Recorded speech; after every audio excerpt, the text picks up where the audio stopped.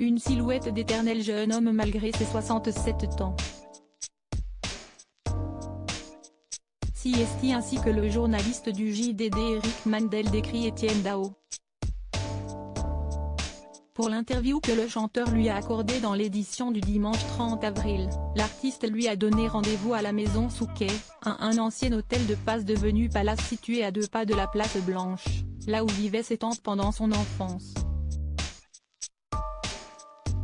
Mais les premières années de sa vie, CST en Algérie que les a vécues le petit garçon né à Oran le 14 janvier 1956 dans un contexte conflictuel.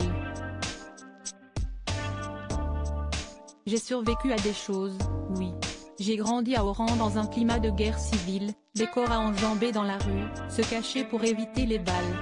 Cette expérience précoce de la mort m'a donné un appétit de vie qui ne m'a jamais abandonné, se souvient encore Etienne Dao dans les colonnes de l'hebdomadaire. Quand j'étais adolescent, j'aurais pu glisser vers une forme de romantisme noir cultivé par mes copains qui étaient des petits bourgeois fascinés par la mort. Je partageais ce romantisme pour faire partie du groupe, mais j'ai résisté car cela éveillait trop de démons en moi, raconte dans le JDD l'interprète de Comme un boomerang. Des années plus tard, j'aurais pu me brûler les ailes avec le succès, les excès, les nuits blanches et la défonce, que j'ai arrêté dès le milieu des années 1990. Je voulais préserver ma vitalité, j'étais plus ambitieux pour ma vie et ma musique, conclut-il. Pour ne pas sombrer, celui qui a vu dès son plus jeune âge des images terribles a toujours fait passer sa passion avant ses tourments. L'envie est restée intacte depuis mes débuts, écrire des chansons, enregistrer des disques, partir en tournée. Je suis un dingue de musique depuis mon enfance, vraiment.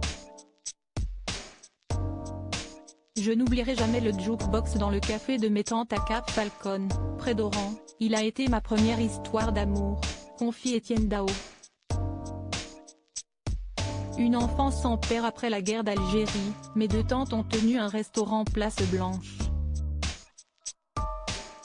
À l'époque, j'habitais à Rennes dans une cité HLM avec ma mère et mes 2 sœurs, mais je passais toutes mes vacances à Paris, relate le chanteur de Week-end à Rome. Je récupérais les 45 tours dans le jukebox, des musiciens venaient boire un coup après leur concert. J'ai eu la chance de croiser Chuck Berry et Mick Jagger, ils m'avaient même signé des autographes, se remémore-t-il avec émotion dans le JDD. En 1981, le public avait découvert cette nouvelle star de la pop avec son premier album intitulé Mythomane. 4 décennies plus tard, il est toujours là et sort le 12 mai son 13e album intitulé Tirer la nuit sur les étoiles. Une nouvelle étape dans une carrière et une vie qu'il a su construire sans père. Durant mon enfance et mon adolescence, je n'avais pas vraiment de modèle pour me construire.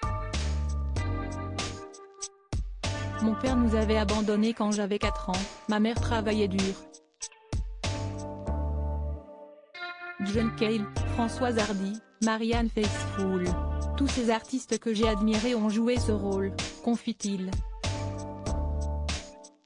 Des parents hors pair qui lui ont plutôt réussi. Article écrit en collaboration avec 6 médias Crédit Photo, Coadic Y.